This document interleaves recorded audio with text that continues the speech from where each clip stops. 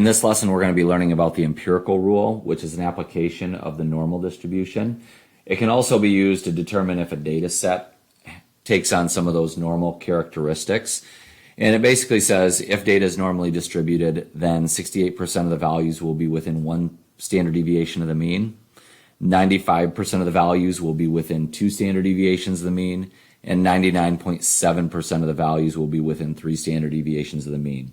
To help us understand this better, I'm going to start off by drawing a bell-shaped curve, or the normal distribution, which looks something like this right here. I'm not going to label what the axis is, but if you recall with a normal distribution, this is a symmetric unimodal bell-shaped curve.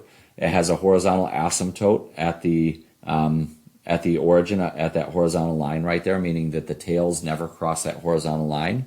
And when we look at this, the mean is in the center of that normal distribution, and I'm using mu, the population mean, to represent the mean. And so when we talk about the 68% of the values being within one standard deviation of the mean, the easy way to kind of see that is to draw an area that's approximately 68%. And this would be within the mean minus a standard deviation and the mean plus a standard deviation.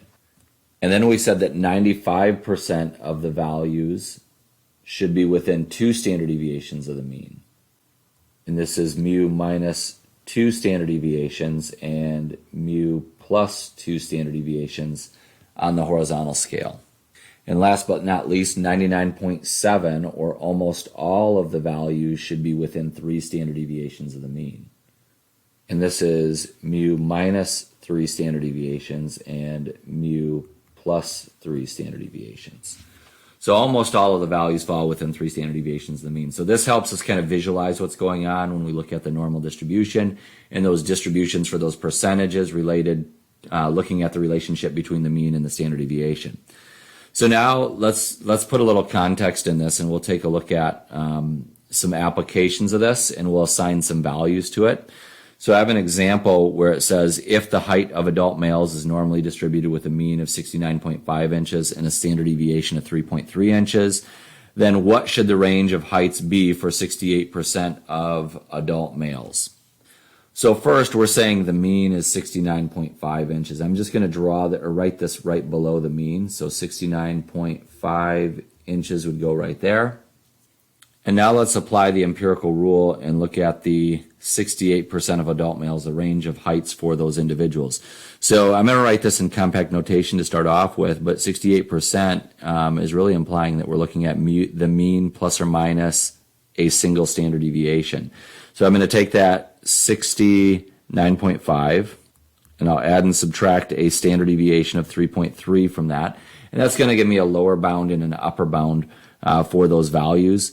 So 69.5 minus 3.3 is going to be 66.2, and those would technically be in inches.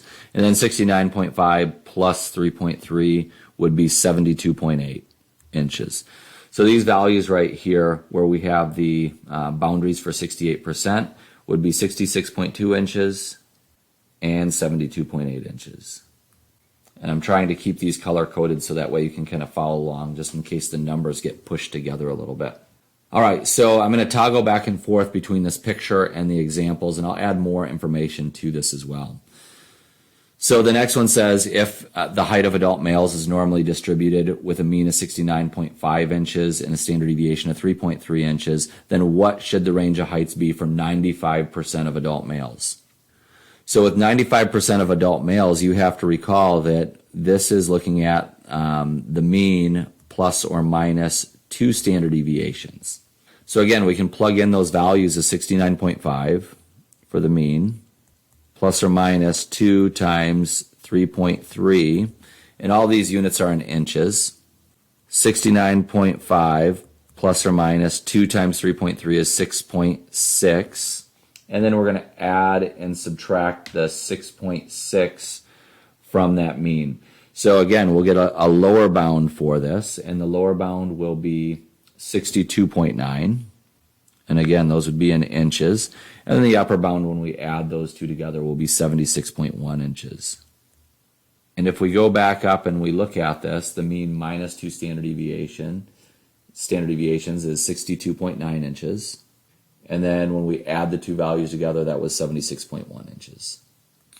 So now our distribution is taking shape. We'll go ahead and we'll do the last one and take a look at that. And the last one says, if the height of adult males is normally distributed with a mean of 69.5 inches and a standard deviation of 3.3 inches, then what should the range of heights be for 99.7% of adult males? So again, we're going to recall that with 99.7, that's really looking at the mean plus or minus 3 standard deviations.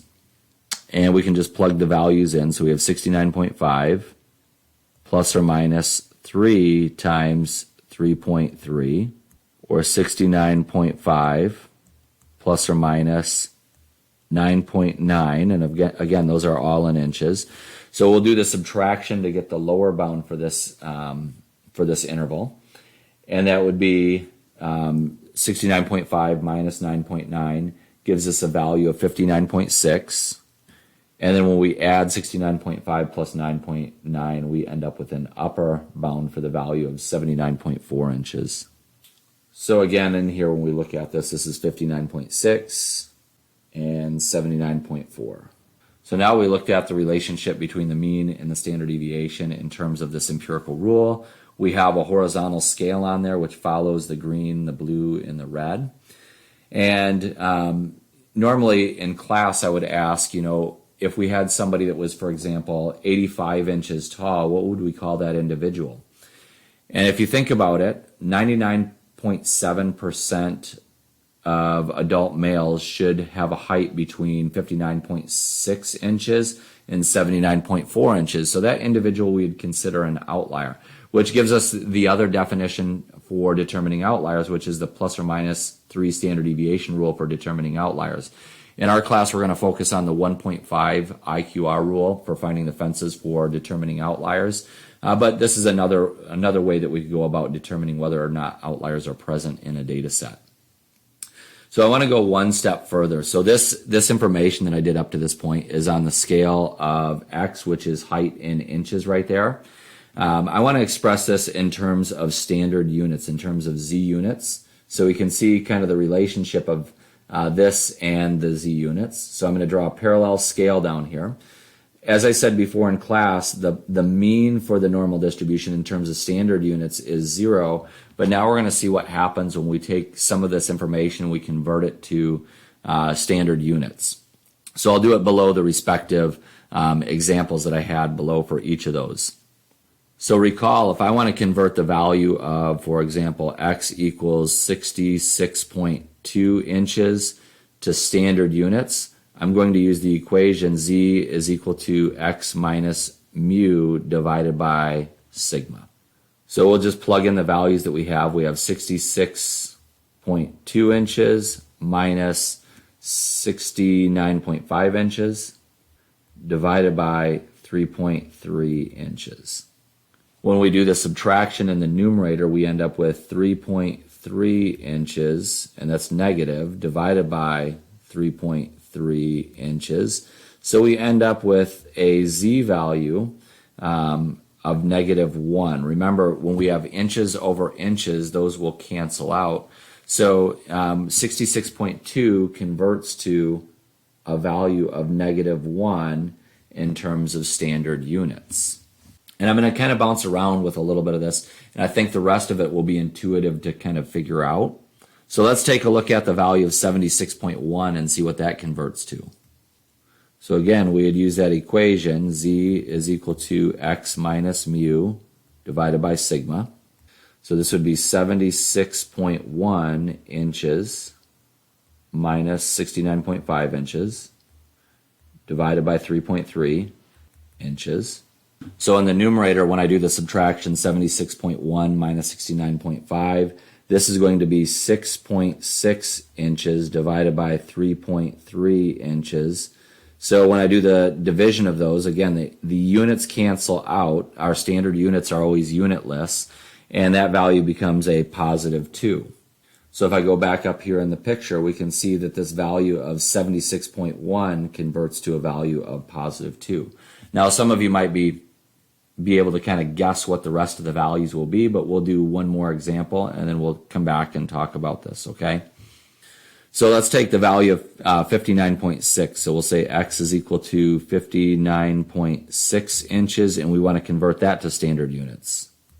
So again, we'll plug in the values, 59.6 minus the mean of 69.5 divided by 3.3. 59.6 minus 69.5 is going to be 9.9 inches divided by 3.3 inches, which gives us a z value, and I forgot that's negative 9.9. This gives us a z value of negative 3 when we do that division. So if I go up here and we take a look at this, 59.6 we just found converts to the value of negative 3. So you can probably guess that the value of 79.4, that's going to convert to the value of positive 3. The value of 62.9 is going to convert to the value of negative 2. And the value of 72.8 is going to convert to a positive 1. And if you're unsure about that, go ahead and do the conversion just like we did with the 3 examples that I did. And you'll see that those convert to those values. So I'm hoping one thing that you'll notice that when we talk about these values in terms of standard units, those are really standard deviations a point is away from the mean. So whenever you convert data from the scale of, in this case, inches to standard units, it gives you the number of standard deviations that value is away from the mean. So that value of 72.8 is 1 standard deviation to the right of the mean, which is given to you in that the mean plus a standard deviation to get there, all right, for the 72.8 inches. And 79.4 inches is 3 standard deviations to the right of the mean when we convert that to z units. Now, some of you might be thinking, well, where do these percentages actually come from? And we're going to take a look at that next. I'm going to be referencing the TI-84 graphing calculator and using the normal CDF function. So if you're not familiar with that, you may want to take a look at one of my other videos that shows how to use a normal CDF function. So essentially, for example, in this first one, when we're looking at the range of heights for 68% of adult males, we're going to look at a probability. And so we're going to say, well, what is the probability that somebody is between 66.2 inches and 72.8 inches?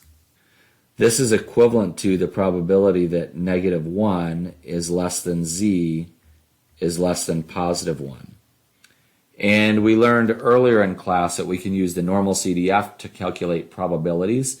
So we're going to use that from the graphing calculator. And we always input a lower bound first, so that's going to be negative 1 in this case. And then our upper bound is going to be positive 1. And the mean of the normal distribution is 0. And I told you before the standard deviation of the normal distribution is 1. And we learned that with that last example when we were looking at converting values to standard units. And if we use our graphing calculator and we use that normal CDF function, we're going to come up with a value of 0.6827, which this is approximately 68% if we look at that in terms of a percentage. So really these percentages in the empirical rule are the actual probabilities or the approximate probabilities. Let's take a look at the next example. So again, if we looked at this, this would be the probability that 62.9 is less than x is less than 72.8. This is equivalent to the probability that negative 2 is less than z is less than 2. And again, we can use that normal CDF function. And the lower bound would be negative 2. The upper bound would be positive 2. The mean of the normal distribution is 0, and the standard deviation of the normal distribution is 1. And if we go through and we work this out using that normal CDF function, we come up with a value of 0.9544, which again is approximately 95%, which is the percentage that we use for the empirical rule. One other thing that I want to remind you of is we did confidence intervals already for the proportion, And we did, for example, a 95% confidence interval. And if you remember, we used the confidence level multiplier of 1.96 for that confidence level multiplier. Well, that's fairly close to that z value of 2, all right? So the difference is when we do the 95% confidence interval, we're using the probability of exactly 0.95, where this is 0.9544, so it's just an approximation. And if we wanted to take a look at this last one, we could say, well, we want to determine the probability that 59.6 is less than x is less than 79.4. This is equivalent to the probability of -3 being less than z being less than +3. And again, we can use the normal CDF. The lower bound would be -3, the upper bound would be +3. Again, the mean and the standard deviation of the normal distribution are 0 and 1. And this comes out to be 0.9973, or approximately 99.7% if we express that as a percentage. So now you can see that the empirical rule is really nothing more than expressing the relationship between the mean and the standard deviation, and then giving the probabilities that are associated with those respective standard deviations a point is away from the mean. And there's other applications that you can use for it, but for right now, we're going to use that as the formal definition for defining whether or not data is normally distributed.